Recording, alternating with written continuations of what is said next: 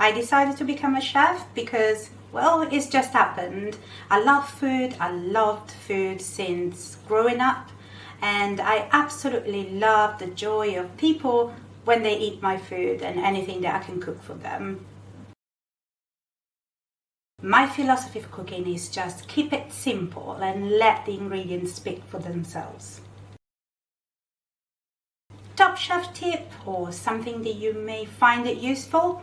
Well, always use seasonal ingredients and shop local when possible. That will give you the freshest and bestest taste you can ever ask. I wouldn't be able to pick just one ingredient. It would have to be all seasoning. That will give you enough flavor for a dish to stand out, even if it's a simple plate of rice. When we're talking about inspiration, it would have to be memories for me. All the times making, I don't know, just cheese with my grandma, or just looking at my mother making bread, that would be a great inspiration for me.